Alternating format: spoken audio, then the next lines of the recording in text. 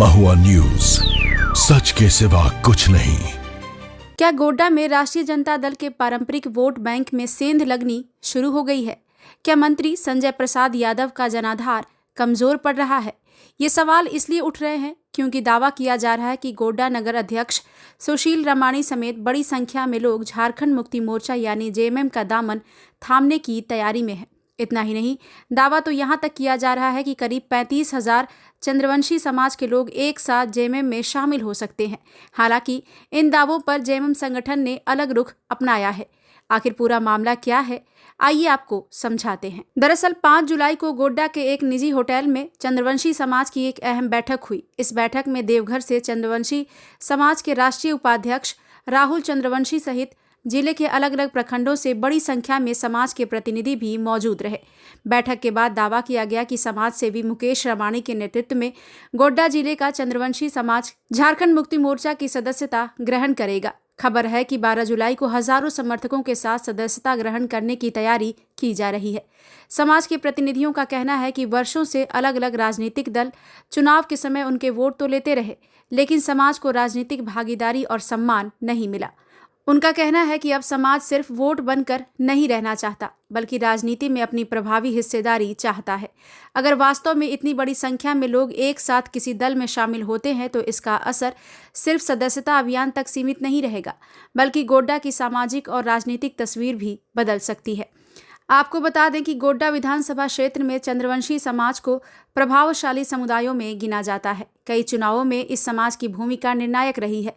यही वजह है कि अगर इस समाज का बड़ा वर्ग किसी दूसरे दल की ओर जाता है तो इसका सीधा असर चुनावी समीकरणों पर पड़ सकता है। चर्चा ये भी है कि साल 2024 के विधानसभा चुनाव में इसी समाज के समर्थन ने संजय प्रसाद यादव की राजनीतिक स्थिति मजबूत करने में अहम भूमिका निभाई थी। ऐसे में अगर यही आधार खिसकता है तो भविष्य की राजनीति पर भी इसका असर पड़ सकता है। अगर ये सदस्यता अभियान सफल होता है तो सबसे बड़ा राजनीतिक फायदा जेएमएम को मिल सकता है।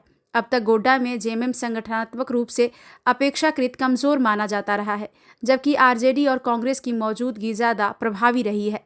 लेकिन नए सामाजिक आधार और बड़ी संख्या में कार्यकर्ताओं के जुटने से जेएमएम भविष्य में गोड्डा विधानसभा सीट पर अपना संगठन मजबूत कर सकती है। यही वजह है कि अब चर्चा ये भी हो रही है कि साल 2029 के विधानसभा चुनाव में जेएमएम इस सीट से अपना उम्मीदवार उतारने पर विचार कर सकती है।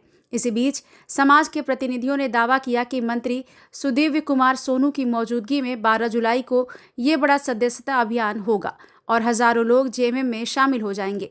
लेकिन इस पूरे मामले में जेएमएम के जिला अध्यक्ष प्रोफेसर प्रेम रंजन कुमार ने अलग ही तस्वीर पेश की है। उन्होंने प्रेस वार्ता कर साफ कहा कि मुकेश रमाणी या उनके समर्थकों के जेएमएम में शामिल होने की कोई आधिकारिक जानकारी संगठन के पास नहीं है।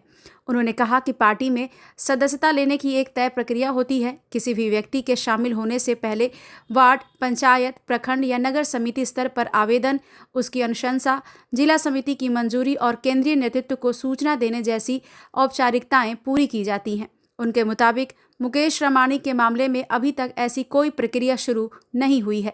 यानी एक तरफ हजारों लोगों के जेएमएम में शामिल होने के दावे किए जा रहे हैं, तो दूसरी तरफ जेएमएम का जिला संगठन इन दावों से इनकार कर रहा है। अब सबकी नज़र 12 जुलाई पर टिकी है। अगर उस दिन वास्तव में बड़े स्तर पर सदस्यता होती है तो गोड्डा की राजनीति में नए समीकरण बन सकते हैं।